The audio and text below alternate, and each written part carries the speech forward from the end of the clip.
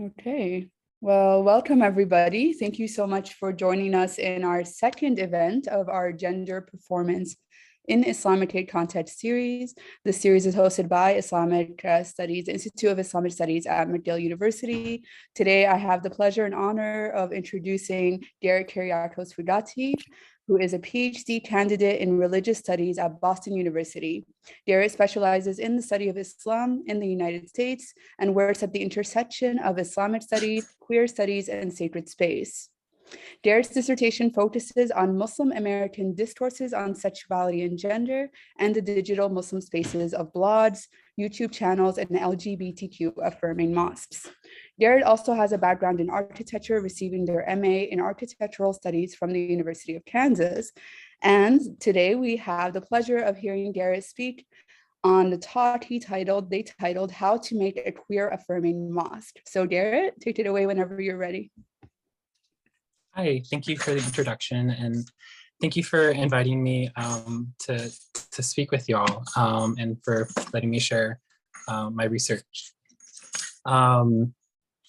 So yeah, I think I'm just gonna jump in. I want to kind of introduce the people that I'm talking about today and the community I'm talking about, specifically focusing on Masjid Arabia, which is a queer-affirming mosque in the Chicago area. I want to open up with a quote from one of the co-founders, Mahdi Alin, who talks about how, okay, so we're so often pushed to the side that our faith can only be defined by our struggle to make space and assert that we exist, as queer LGBT Muslims. And the question is, quote, what happens when the struggle no longer has to be the definitive nature of our relationship with Islam? I think a lot of it comes down to the first question we'll be asking at every Jummah: who would you like to lead prayer? So here Lynn is referencing the oftentimes exhausting struggle of queer, non-binary, and trans Muslims to simply assert the legitimacy of their existence, their families, communities, and this endless assertion of one's value as a human being, being always taking place in spaces where those terms of acknowledging their existence is always set by other people. So what if we create a space for ourselves? Moreover, they can create their own spaces in which their existence is not up for debate, and queerness and transness are not patronized as a struggle either, but rather valued as a means of approaching Islam as well. And Mahdi Alin uses this term spiritual ground floor, which I'm going to explore throughout the rest of my talk as well. One of my main points is there's a significant difference from the kind of queer activism around we exist to the spiritual ground floor, who would like to lead prayer, that sort of thing. So the queer Muslims in these communities aren't focusing their energy on fighting for a place in the mosques in which they grew up or became Muslim. Rather, they are challenging the cisgendered, heteropatriarchal, and Sunni-normative foundation that makes those other mosques spiritually suffocating. So really redefining what a mosque can be. I also want to note that space matters here. So part of my dissertation, this is the part of my dissertation I'm sharing today, is my attempt at trying to bring queer theory and aspects of space and architecture together. So when we talk about, write about, or do research on gender performance, sorry, I have a cat. I think it's important that we think about space. It has everything to do with gender performativity, specifically queer performativity. I'm talking about here. I'm sorry, I lost my train of thought. Gender takes place, literally, right? Literally in the ways gender occupies the space around us, modifies it. Space is made for some genders and not others. Cis and heteronormative spaces are literally made to prevent, limit, or make difficult the presence of other genders, other sexualities, gender expressions. But in queer spaces, new ways of being and becoming become possible. And for queer Muslims and queer mosques that they create themselves, new ways of being and becoming Muslim too. I divided my talk into several parts. First, I want to give some history and context to Masjid al-Rabia, the mosque that I'm specifically looking at here. And then I'll move on to describe how these co-founders, Mahdi Alin and Zainab Shahar, talk about their community. And the way I'm going to talk about that is through three different principles that I think really define what Masjid al-Rabia is. And in essence, how they make the mosque queer. The first principle is radical accessibility, which is a term that they use. Two, I want to talk about Tawhidic authority, and that's my own term in trying to describe or come close to the way they talk about and the way they practice shared authority. And then my third and last principle that I want to talk about is, what do I mean by queering and transing Islam? So when it comes to radical accessibility, this is how they reimagine accessibility as more than just ramps and elevators. Accessibility is a set of spatial affordances to borrow a term from digital studies. Radical accessibility is about responding to the needs of Muslims who have experienced marginalization any number of ways inside and outside mainstream mosques. By Tawhidic authority, I'm making reference to Amina Wadud's Tawhidic paradigm. In Wadud's conceptualization of Tawhid, which is God's absolute oneness, Tawhid defines, and she's using, they are using spatial metaphors here. There's a vertical relationship between humans and God. And Tawhid also defines one's relationship between Muslim and other Muslims, between humans and other humans, between all of creation, really. That is to say, heteropatriarchal spaces of conventional mosques actually violate Tawhid, according to Wadud's estimation. So cis-heteropatriarchal notions of space violate Tawhid because it puts straight cis men in front of and above and between every other Muslim and their relationship to the divine. In a mosque like Masjid al-Rabia, there's a horizontal relationship between everyone in the congregation. Everyone has access to the front of the room. Everyone has equal access to the ritual prayer leadership. And the only hierarchical relationship that remains is the one between creator and creation. I'm so sorry. My cat is out of control. Your cat is challenging the hierarchical relationship between them and you. It is the hierarchical relationship that I've created with this table. And lastly, I want to kind of theorize more about what these principles mean when it comes to queer theory. And here is where I'm going to try to talk more spatially. Sarah Ahmed really helps me to bring in the spatial aspect to queer performativity.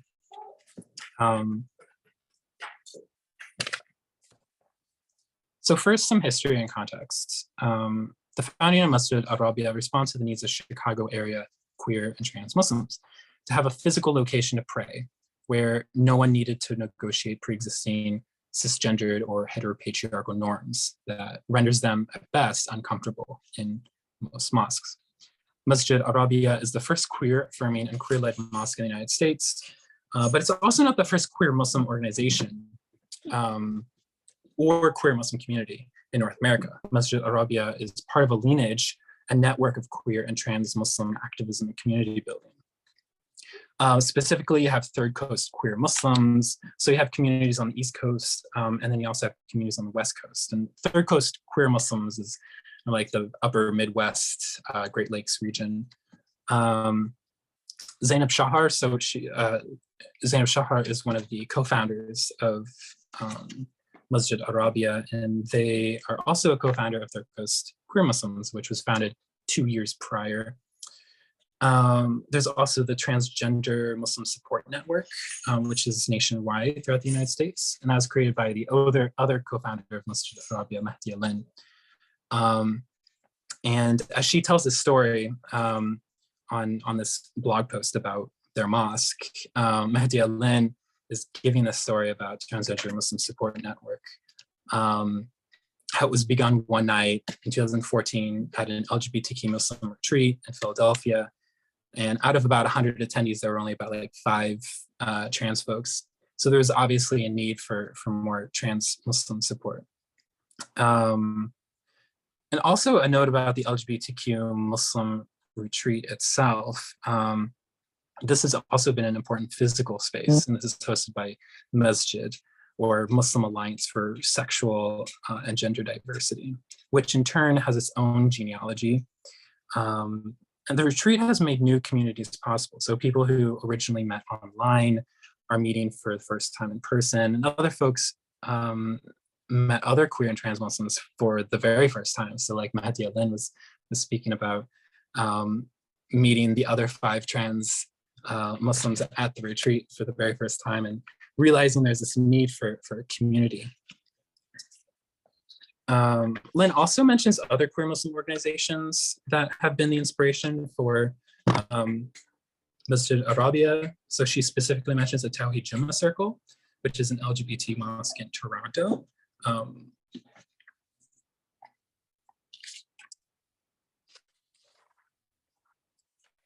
now I want to move on to these 3 principles that I was discussing about, this radical accessibility, this Tawhidic paradigm that these queer and trans Muslims are engaging in, and then also what does it mean to queer or trans Islamic space and the mosque, as well as Islamic norms. First, on Masjid Arabia's website, there are 5 pillars of inclusivity that they list out, and these are kind of commitments that they describe as committing themselves to principles. Each pillar is presented as a commitment that both defines them as a community and an ideal for the community to strive for together. The first is an anti-sexist one. So, quote, "We aim to be radically women-centered and mixed gender space as is the first step to equality, and mixed gender space is the first step to equality, and the first step in confronting misogyny and patriarchy in the masjid." Their second principle is to be anti-racist. So, quote, "We name racism, colorism, anti-Blackness for what they are. We strive for justice in the face of white supremacy. And also, we commit ourselves to the idea that Black lives matter." The third is to be LGBTQ plus affirming in the way that they explain it. Too often as queer and trans people, we're denied access to spiritual life. We believe that everyone, including sexual and gender minorities, has a right to practice faith without fear of violence or excommunication.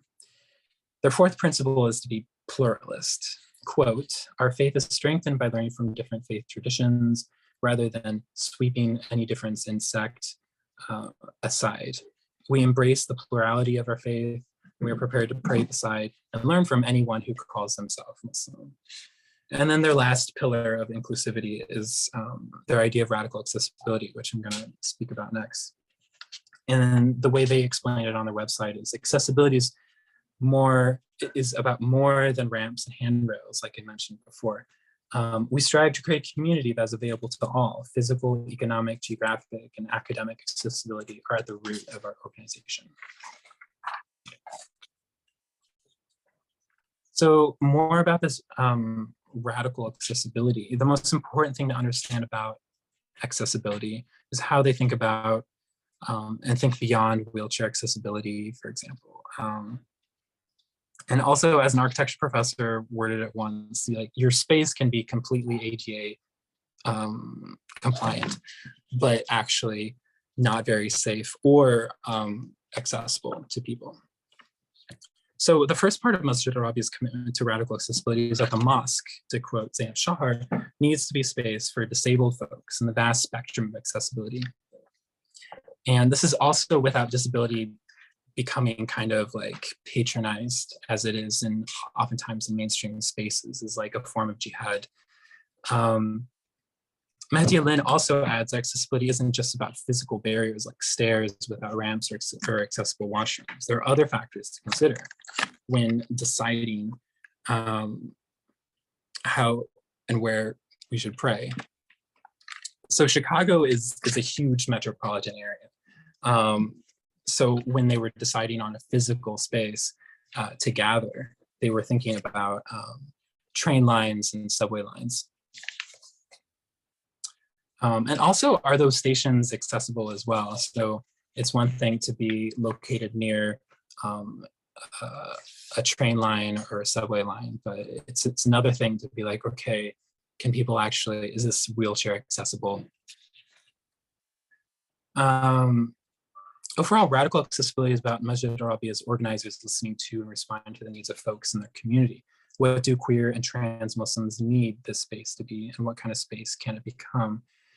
On this, Zainab Shahar cites their experience coming from Black religious communities, explaining to their co-founder that they come from the perspective that faith groups don't just offer folks a safe space.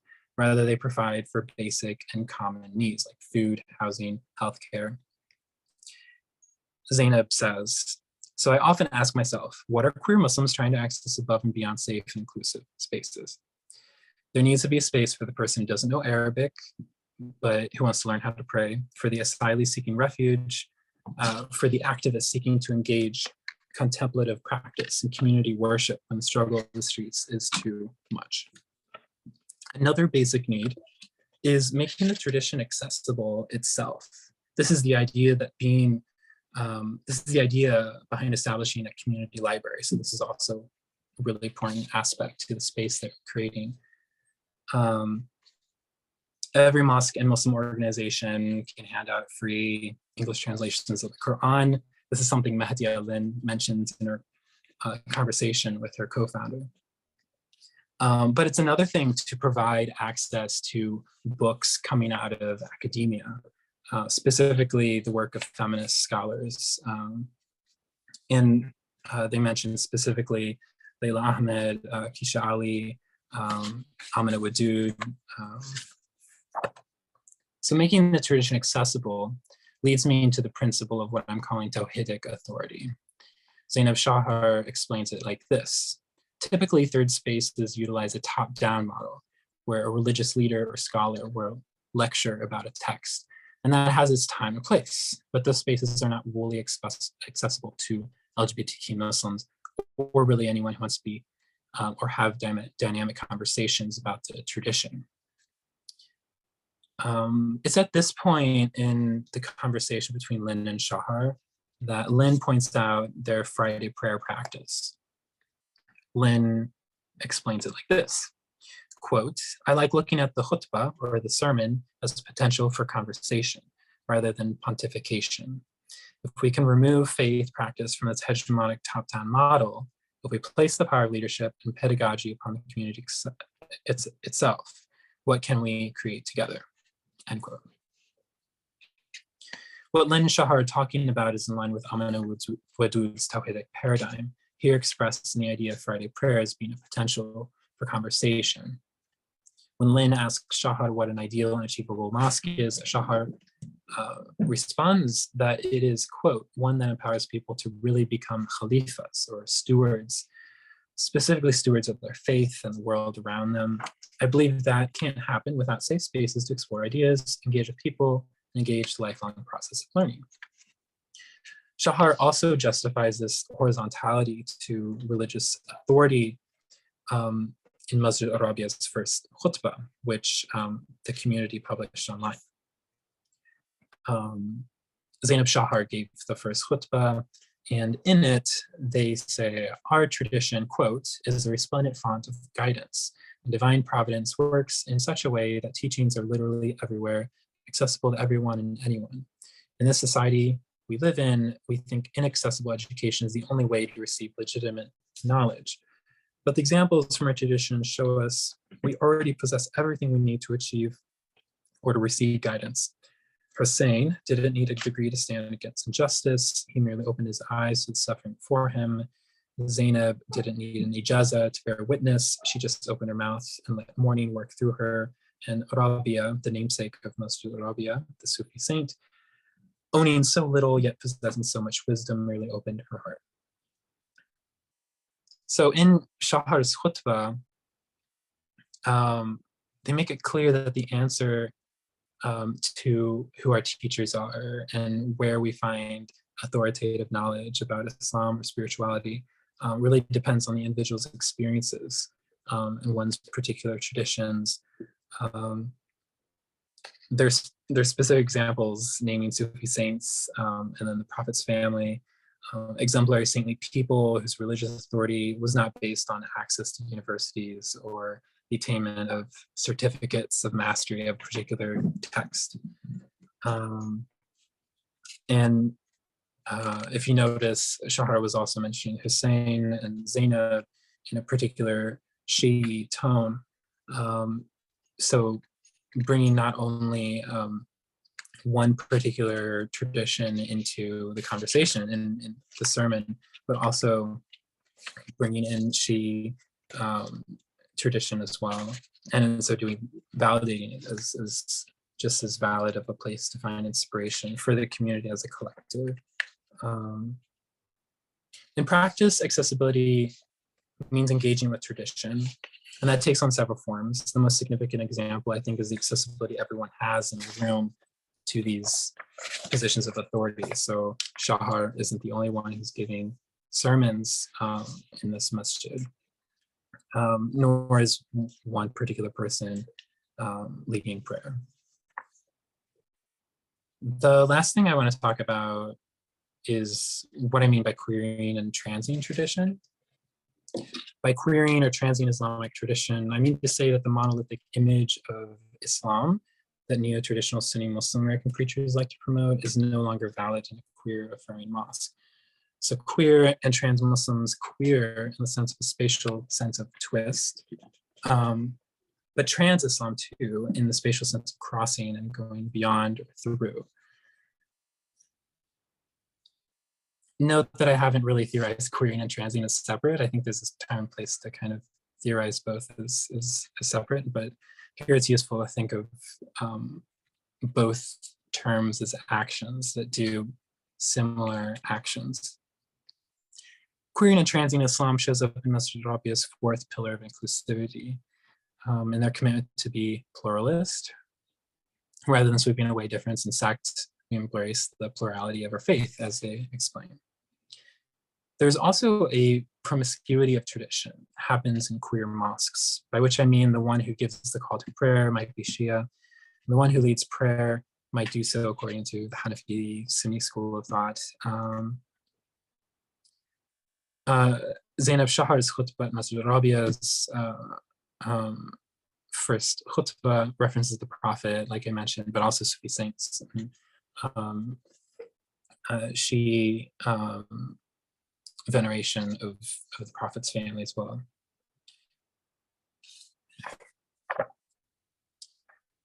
Does anybody have any questions before I move on to like the more like theoretical stuff? When I'm going to try to bring in my thinking about space and queer performativity and talk alongside my reading of Sarah Ahmed. So Garrett, I think we're going to save the Q&A for afterwards because it's over chat. So go ahead and I mean you can ask yourself questions if you want as well. Okay. I have a question about your cat, but we'll save that for the end as well. Yes. Okay, so the question of how queer and trans Muslims create a queer and trans affirming mosque is, for me, a question about space and performativity. When I speak about space, I'm also speaking about architecture. So I think people assume architecture just means materiality or the design of a building, but architecture is also about how people occupy a space, which inevitably means talking about embodiment, performativity, and asking this question about how do we create a queer mosque. I'm partly inspired by Finnish architect Juhani Pallasmaa, who criticized the obsession with the visual in writing about space.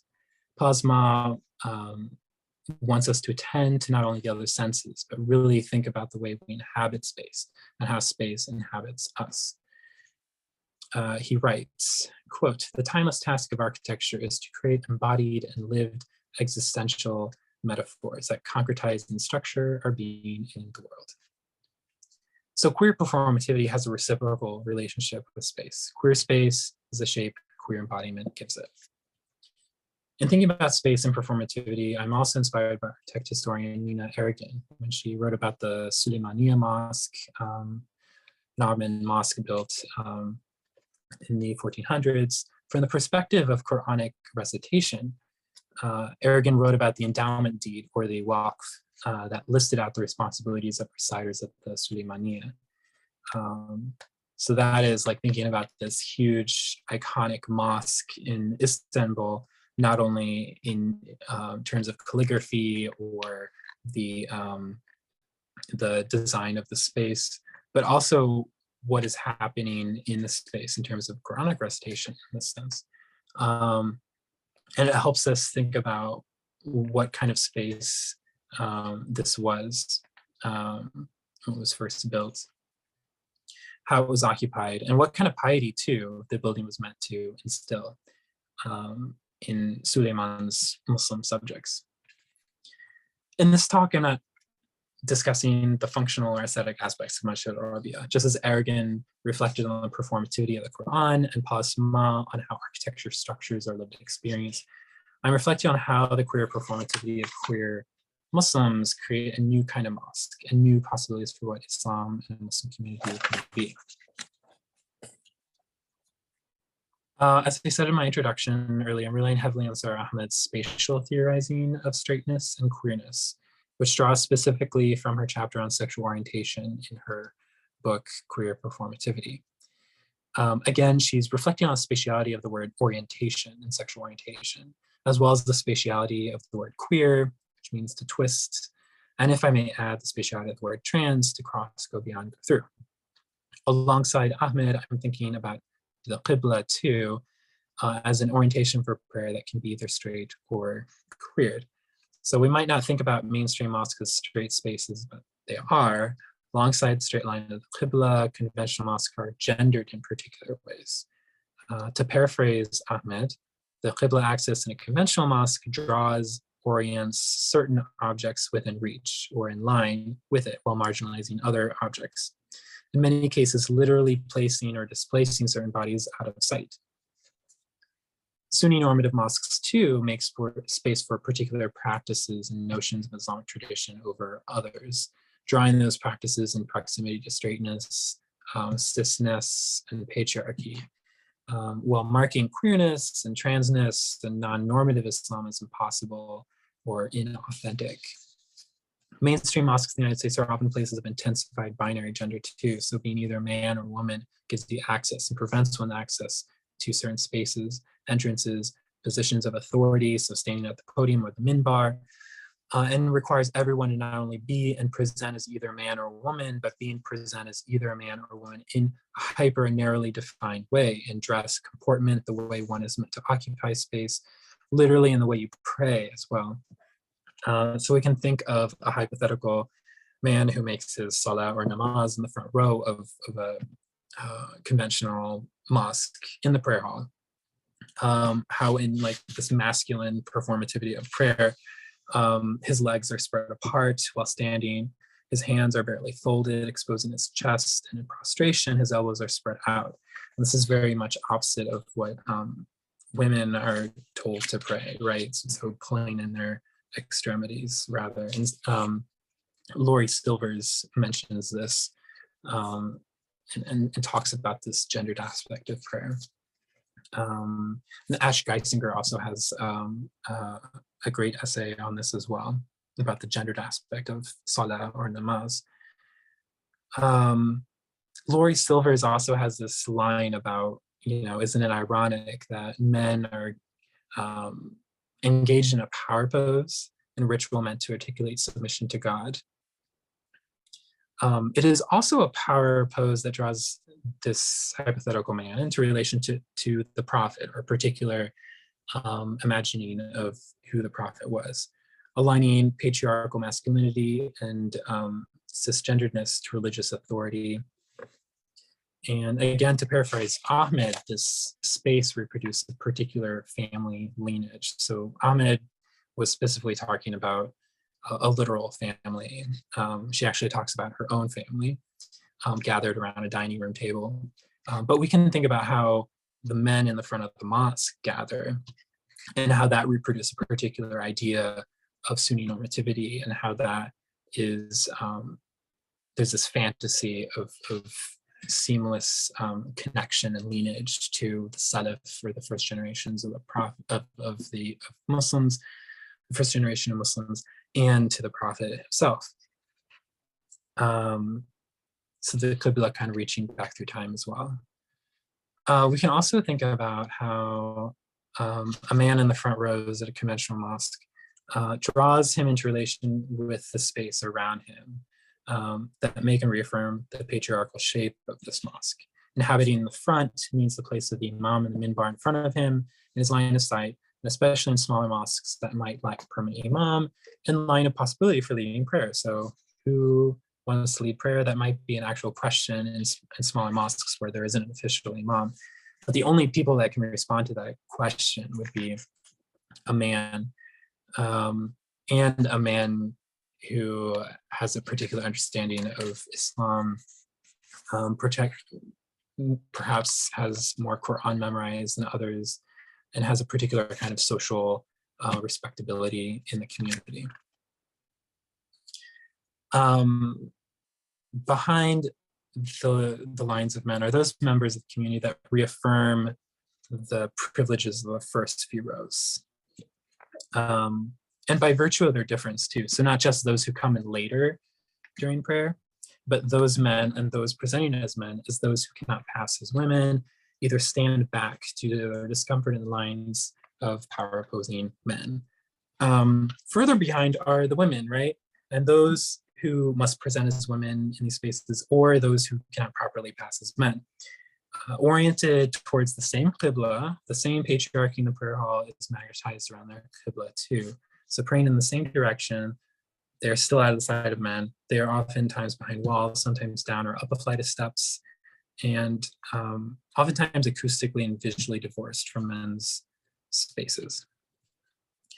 The only bodies that are allowed to extend into space, to use Ahmed's phrasing, are those of straight cis men.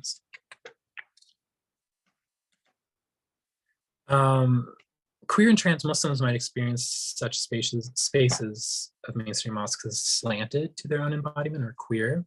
This is also paraphrasing Ahmed.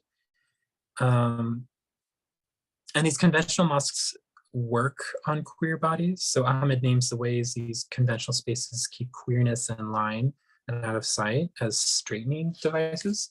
Shame, I think, is a common one used to straighten and straighten queerness.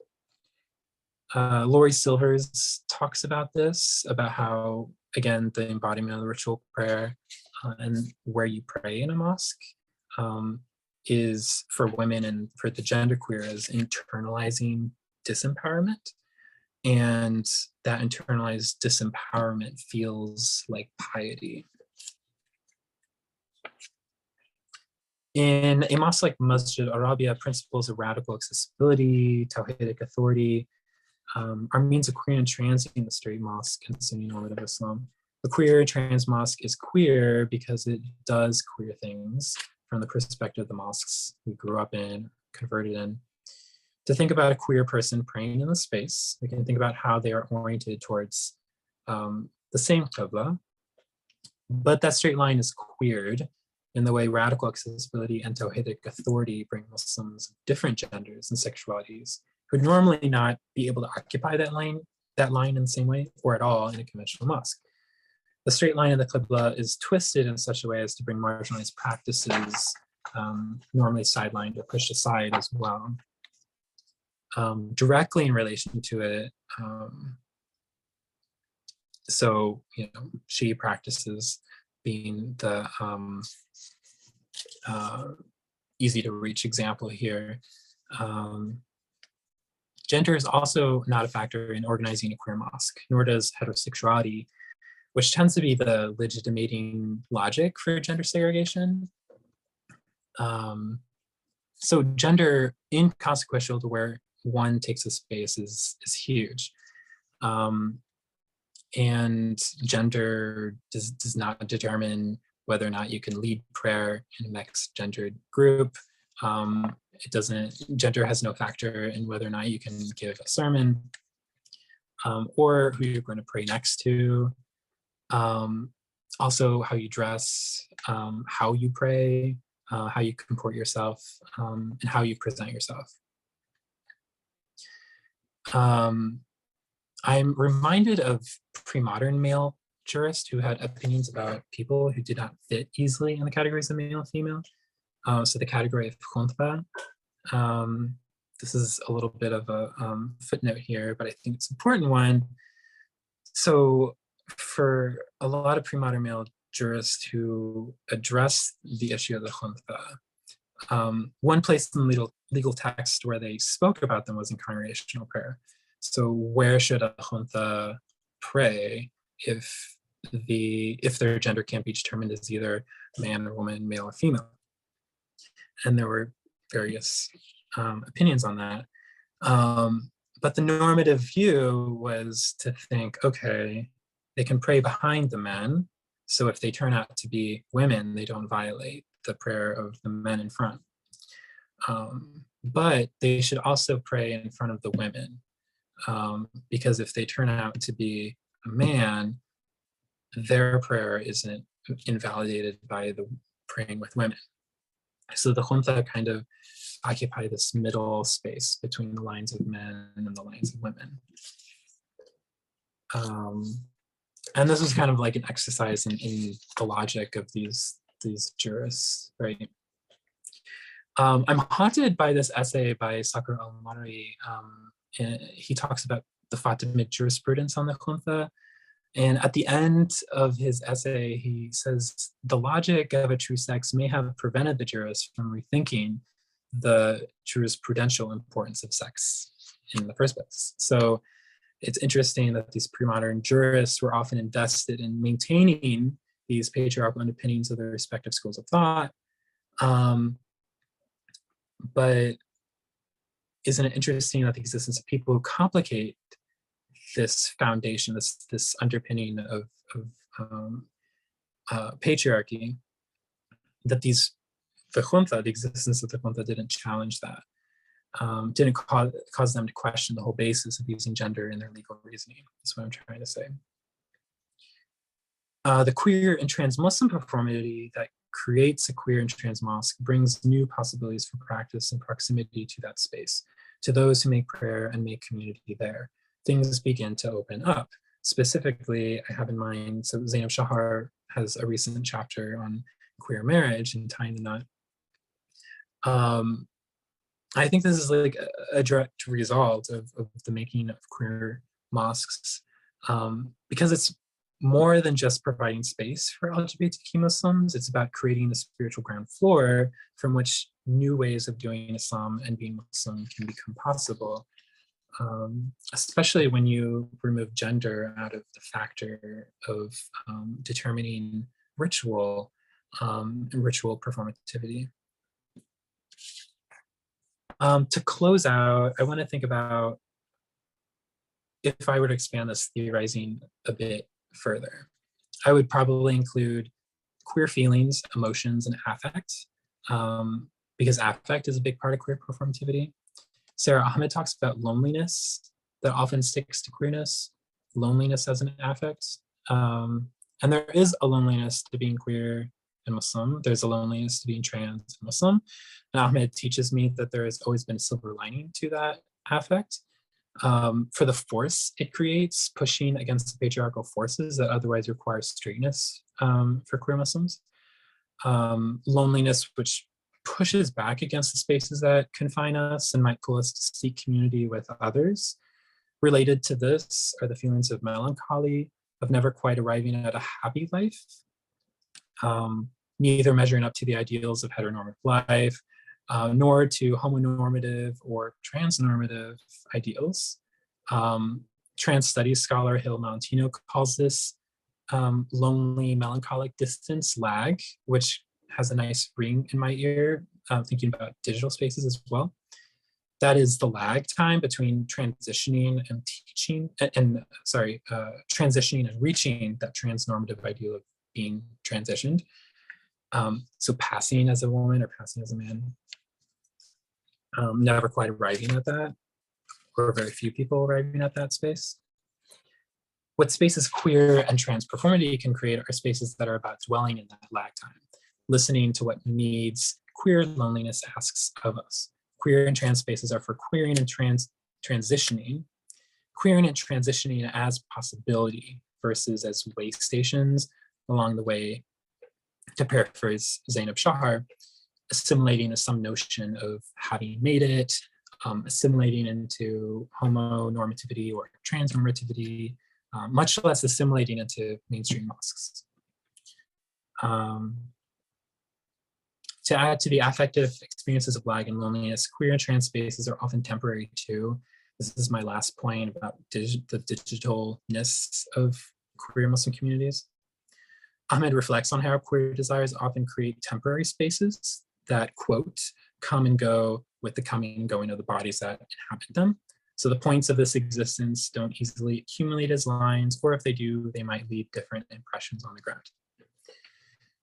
Masjid Arabia isn't a mosque in the same way as a purpose-built mosque down the street is a mosque. So the community rents the space, and for prayer, they must make the prayer space prayable. You know, they have to move chairs around, tables around. At the same time, there's worshipers who join online, and at the end of prayer, the Zoom session ends and tables and chairs return to their prior arrangements. But I think about the ways in which the queer desire for community and also loneliness kind of pulls us together, guides us to seek community and sacred space, literally pulling us closer. And the affects of loneliness and also desire generate a kind of gravity, connect with others and create new spaces with those others, bringing other queer folks into one another's orbits, so to speak. And this is how 100 LGBTQ Muslims congregate at a retreat. And this is how, in turn, new spaces, physical and digital, literally take shape in the relationships we make. And all of this work of queer relationships and creating queer spaces repairs a lot of damage and spiritual harm many of us have experienced elsewhere. Making queer Muslim spaces, new ways of being queer, trans, and Muslim become available to us. Meeting others, coming together, literally reshapes bodies and spaces. And the temporariness of physical and digital queer mosques does not make them any less meaningful or any less significant to the study of Islam. Thank you. Thank you so much, Garrett. That was an extremely insightful talk. Thank you for taking us beyond the visual spatial analysis and thinking of the linguistic implications in spatial language. So I'm going to hand it over to my colleague, Dr. Pasha Khan, to moderate the Q&A. Pasha, do you want to go ahead? Yes, thank you so much, Garrett, for giving us this wonderful talk. So the Q&A is going to take place in the following way. If you have a question for Garrett, please type it out into the chat and I will read it out. But first of all, I just wanted to congratulate you on the queering of space carried out by your feline companion, Garrett. And I wanted to ask about them. What is their name? Oh yeah, his name is Dax. He's named after a Star Trek character. I see. Yeah. Okay. Yes. And why does he want to invade your desk from your bed?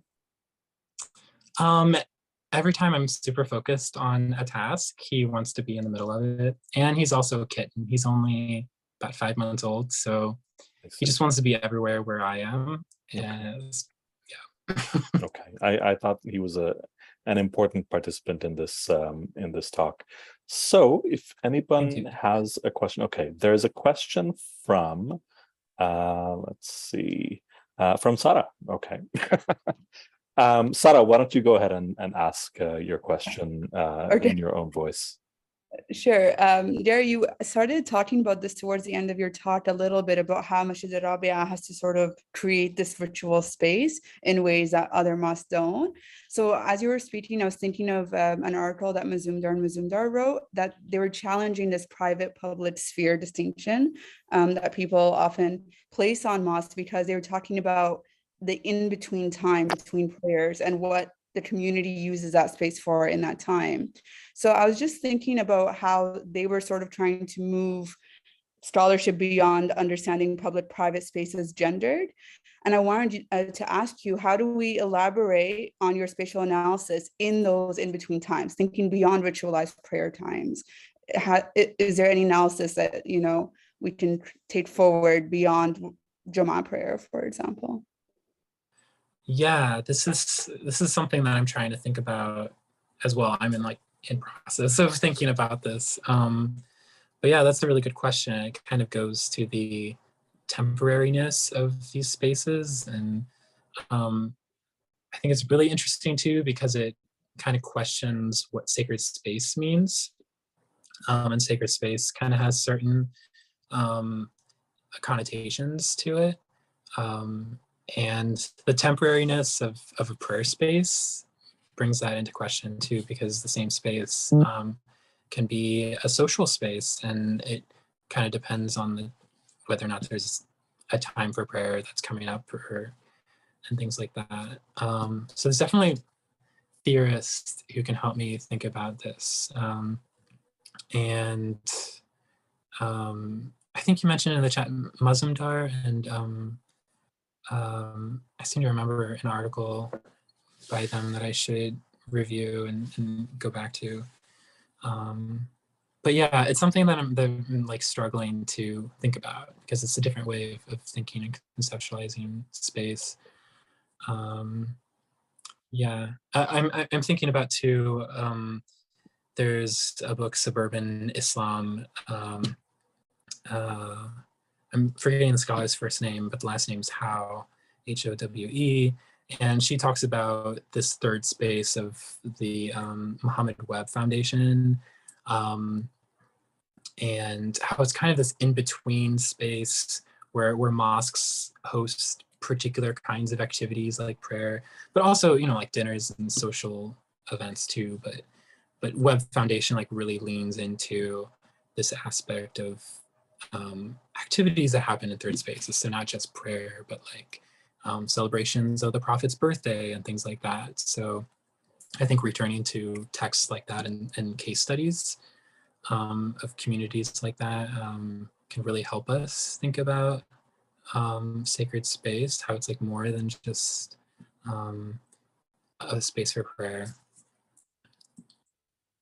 Thank you, Garrett. So while we're waiting for any other questions, I wonder if I could ask a contextualizing question or two, Garrett, because we have a number of audience members who are coming from outside of academia. This is, very often the case with Zoom Spaces, in spite of my,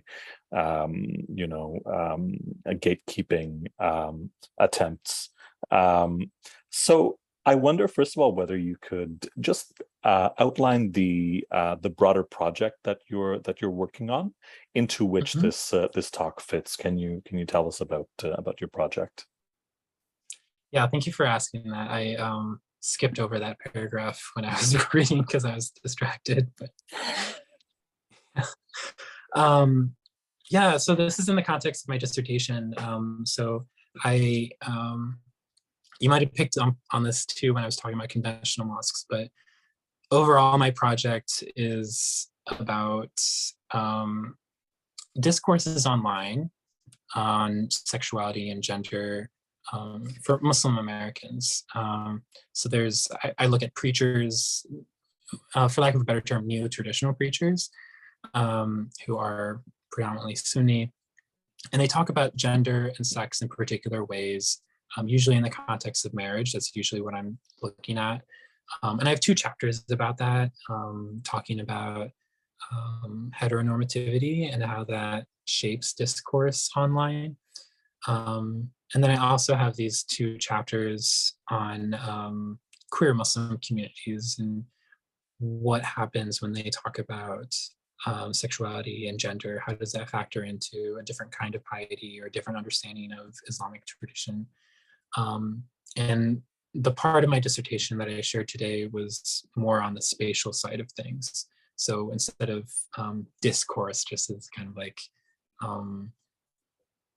about rhetoric or things like that, or about norms, thinking about spatiality and the spatiality of linguistic terms too. So orientation, like I said, so Sarah Ahmed kind of inviting me to think more spatially about these things, even though my research is predominantly online, thinking about what kind of space is being created in these digital environments. What else? Yeah, Masjid Arabia was kind of my working case study, and looking at their blog posts. So I also missed the really important part of contextualizing like my sources, and so I'm specifically looking at their website and also blog posts. So both co-founders, Mehdi Alin and Zainab Shahar, have blog posts and also conversations with one another. They interview one another about this mosque and ask questions of one another. And they talk about their masjid. And I think eventually, like after this dissertation is over, it would be really interesting to do a proper ethnography of queer mosques like this and actually go into the field and do interviews and things like that. But for now, it's like blogs and YouTube videos and organization websites and things like that. Great, thank you so much, Garrett. So, I will. I have a barrage of questions for you, but I'm going to ask a question from Enas Jahangir. And Enas says, "Hi, Garrett. Thank you for a great talk. Question: did the scope of your research focus specifically on the queering of the mosque as an institution in North American context? And how, if at all, do you see your research applying in other contexts?" So I think this is an important question, also one that I had, given that you've stated just now that your research is focused on the U.S., but for example, you've already mentioned Toronto, but you haven't, for example, talked about beyond white majority contexts. I don't know whether you have any sense of that. So take it away. Yeah, Mehdi Alin mentions, so she has a conversation with Zainab Shahar about the mosque that they're making, and in their interview together, Mehdi Alin specifically mentions other queer or trans communities. There is a group in, I forgot the names of these organizations. There's one in Indonesia. There's a mosque and Quran school. And I think they also mentioned Iman in the UK, but it's predominantly white environment, their diasporic context.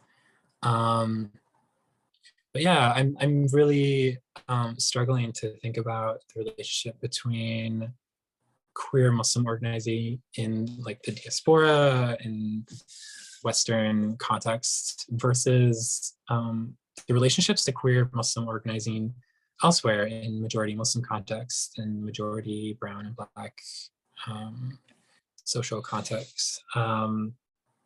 So yeah, that's a really good question. I don't really have an answer. I just have like hints at like particular directions. Can I maybe ask a question related to Anas's question?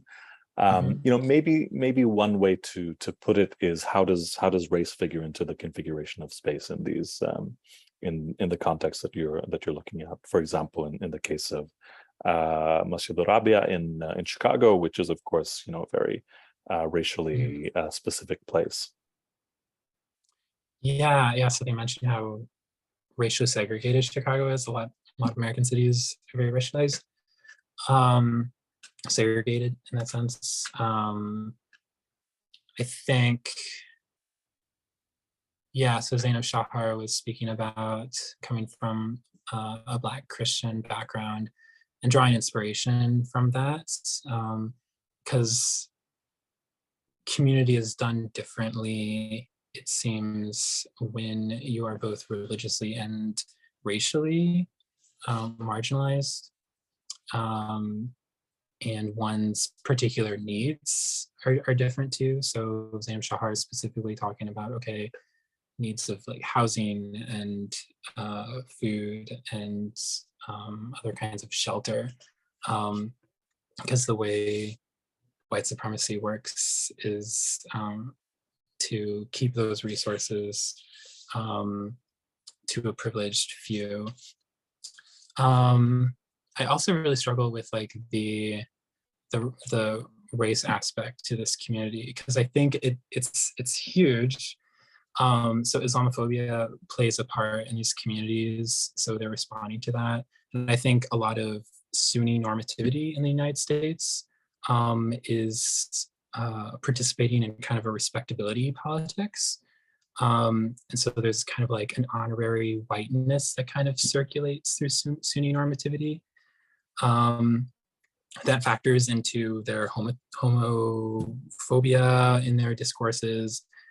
So I've noticed a lot of preachers, very conservative preachers, drawing upon like, oh, this is like a Christian thing, or this is also like this idea of being against the queers is justified because it's Abrahamic, and this is like the foundation of the United States. And this is, the unspoken part is, to be good, outstanding citizens, and to be kind of like honorary, I guess, like white in a sense for some Muslim communities, is to stand in relationship with like, oh, this homophobia that already pre-exists and is very like foundational to the United States. Yeah, I think that's all that I can say about that, about the racial aspects. Okay, great. Thank you, Garrett. So Roxanne Marcotte has a question, and they're asking, I wonder how one might go about analyzing online versus offline queer and trans performativity within queer and trans spaces or mosques. Analyze online, online queer and trans performativity, in other words, versus offline queer and trans spaces or mosques. So I believe that Roxanne is asking about the kind of difference in the analysis that that you might be doing. Yeah, there is a difference, but I think it's been so tangled up, like the digital and physical spaces are so like interconnected. It's hard to study one and not the other. So even if I didn't have a digital religion focus in my dissertation, I would still have to talk about how these spaces are happening online, because it's just the way a lot of queer Muslim organizing happens. And this is like pre-pandemic stuff too. So like I hinted out at before, these retreats or organizations, some of these people have just, for example, have met online or have already been part of communities online. So it's really hard to divide one from the other. I don't know if that like really answers it, but I think there's ways of theorizing like the digital from the physical. So there is a particular kind of embodiment that happens when you're like physically in congregation with people versus in a room that is separate, kind of like this, like where people are joining in on Zoom. That is a different kind of experience. So you can talk about like the experiential aspects of it and the embodiment of that, because being in relationship and like proximity to others, how that happens changes the space in a particular way. So like I'm alone in my room right now. The cat is in the other room, so I'm like alone properly, but my co-host is not here. But like I'm alone versus like what if I was in a room full of other Muslims and we were like performing Friday prayers or whatever. And I think that's a particular different kind of experience. So yeah, and I think there's more scholarship into obviously like the physical aspect of mosque space. And when you look at just the digital is just kind of like really all over. And I think it's really hard to theorize digital space because there's one line of thinking that's like, oh, digital space is great for like this third space kind of organizing. But it's also like digital space is also where really toxic rhetoric and discourse spreads. So yes, the digital provides spaces for marginalized folks in ways that wouldn't be possible, you know, either because of like access or distance. But also digital space is really difficult to theorize because of just the opposite, that the digital also kind of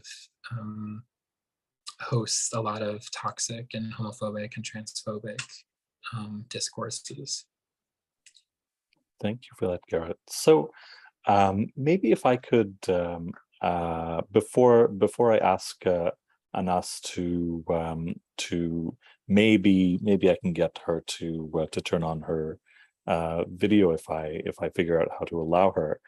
Maybe I'll just ask a question that is based on Roxanne's and that is related to the online-offline divide. So, you know, as some of you might know, we got an email from someone who wanted us to just shut down the whole series because, you know, for whatever reason. And this is an example, of course, of the kind of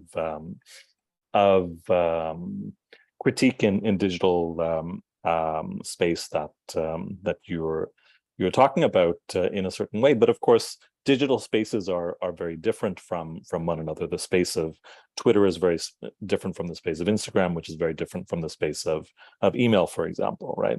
So I don't know whether you've looked at the history of queer spaces and queer Muslim spaces in cyberspace, for example, but you know, I'm thinking back to spaces like Al-Fatiha, Salam, in Montreal, Tawheed, all of which had or have a physical component, but in which a lot of interaction happens, you know, just via email, just via the listserv, in which you know, there's no kind of ingress from other people like the person who emailed me, right?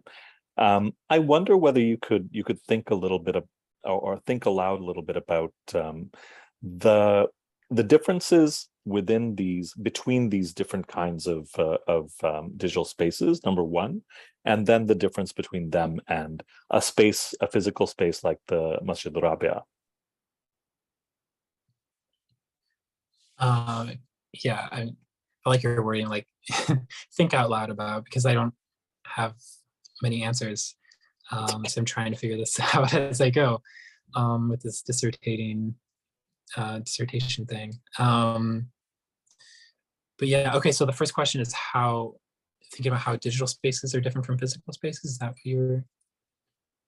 I'm sorry, if you could just repeat the first. So maybe the first question would be how digital spaces are different from one another, right?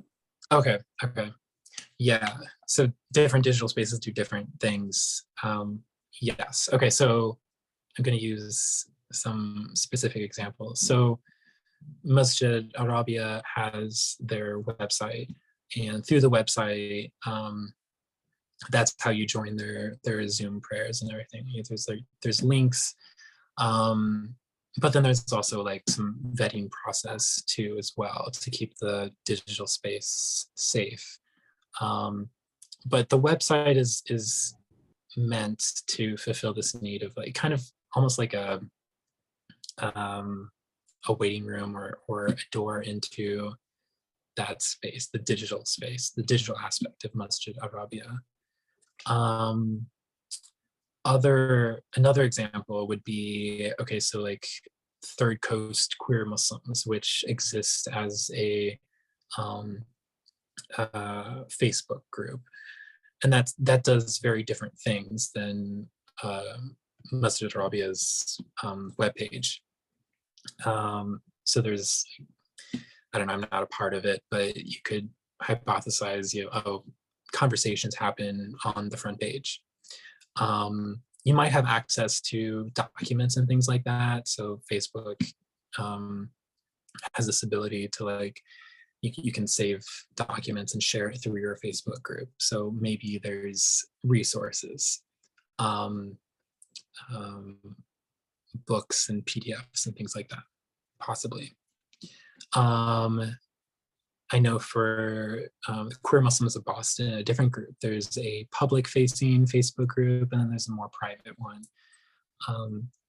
And so the private one responds to this need of like helping people organize, and they'll post events and things like that. And and all of these people, part of the private Facebook group, have been vetted by the community and by the moderators of the Facebook group.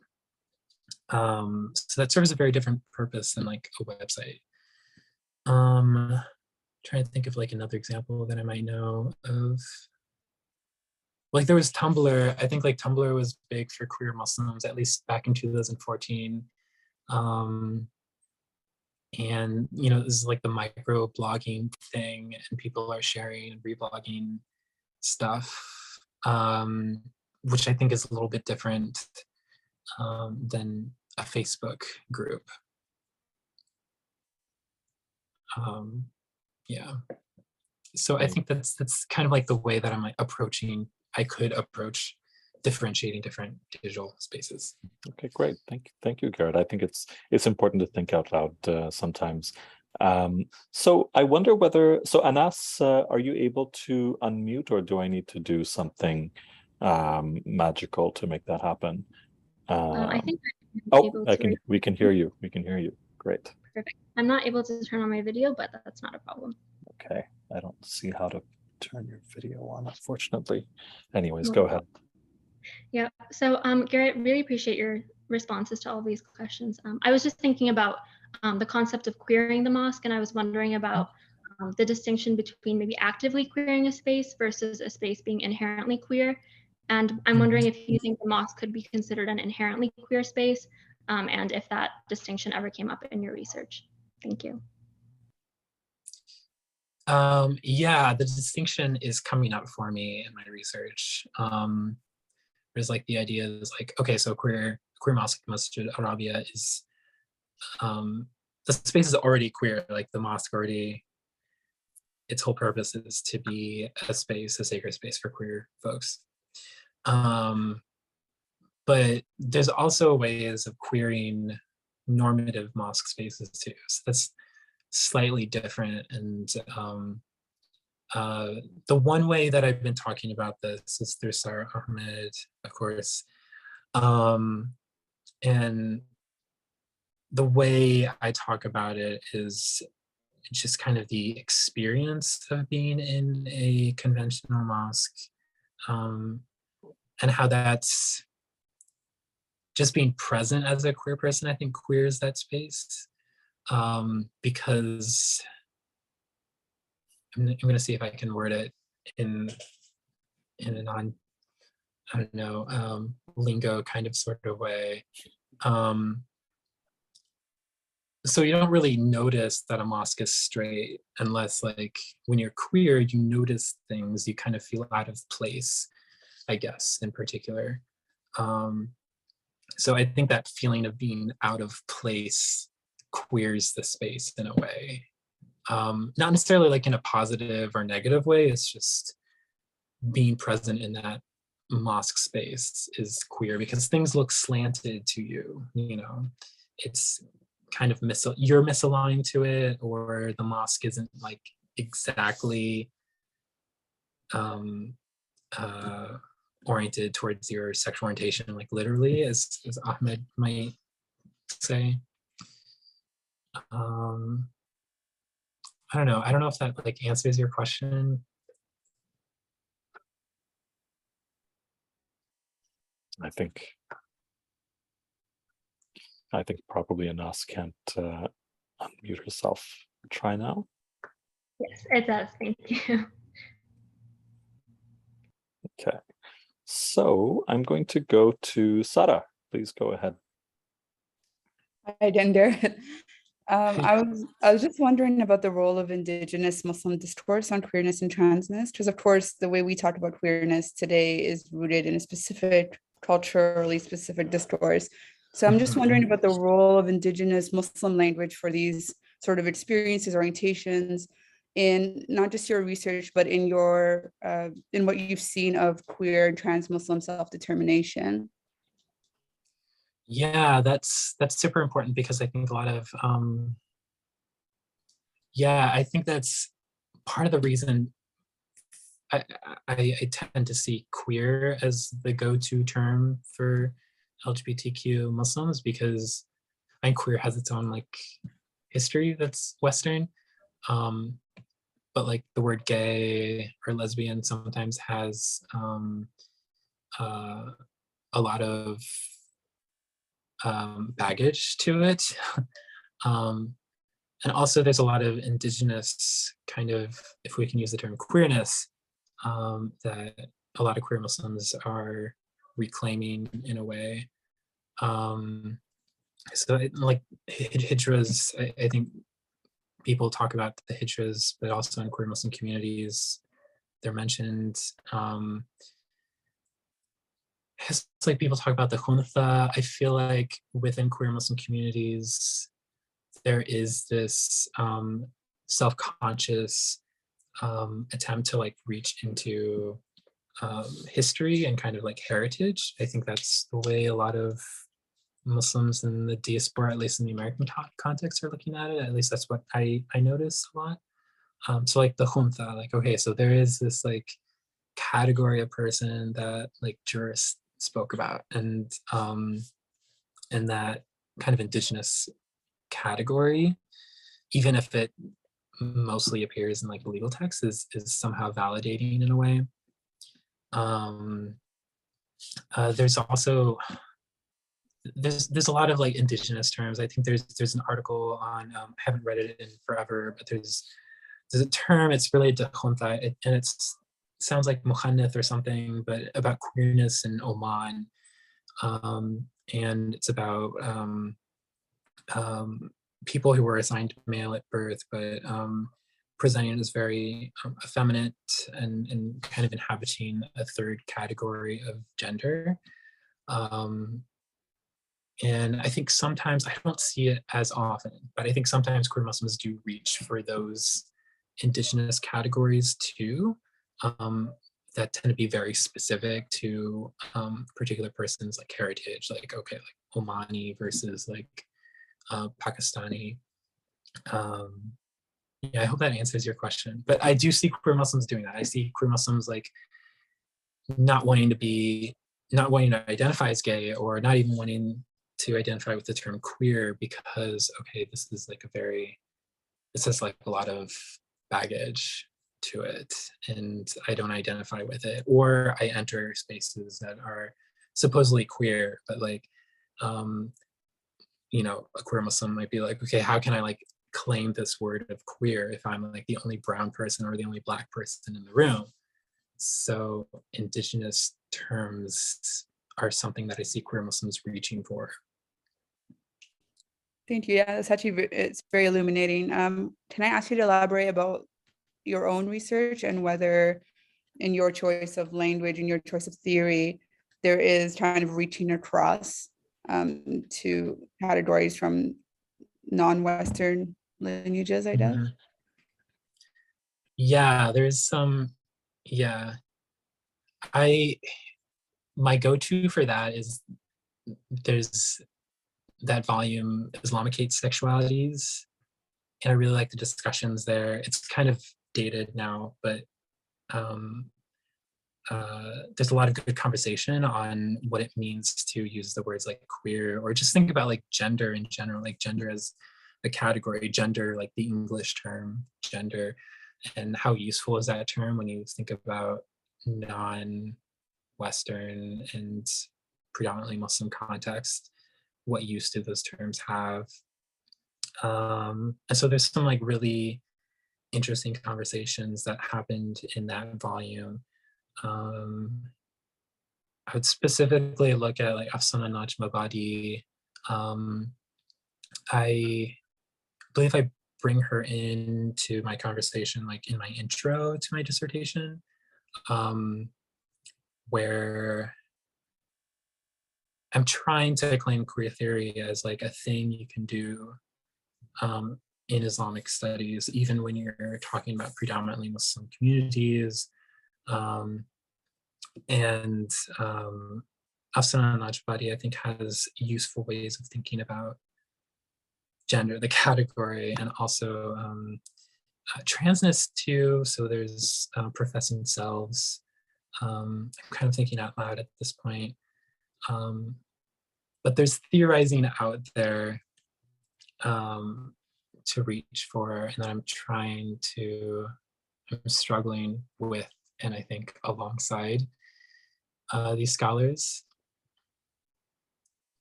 Thanks so much, Garrett. Thank you.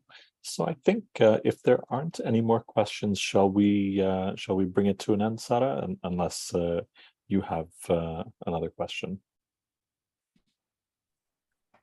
I mean, I can ask like a million more, but Okay. I also want to give room for others. Sometimes it takes a minute for people to gather their thoughts, and also maybe Garrett needs a breath too. Totally. Okay, so if there aren't any more questions, I think we'll end it at that, and no doubt Dax is scratching at the door, and so we'll also let him come back and continue to queer Garrett's space. Thank you so much, Garrett, and thank you to everyone for coming. Our next talk, Sarah, is on what, the 11th? It is on the 11th of October. Of October. Dr. Ayla Wheeler is coming in, and the title of her talk is Covered Girls, the History of Black Muslim Fashion in the United States. So please join us for that. Thank you so much. Bye-bye. Garrett. Thank you. Thank you, everybody.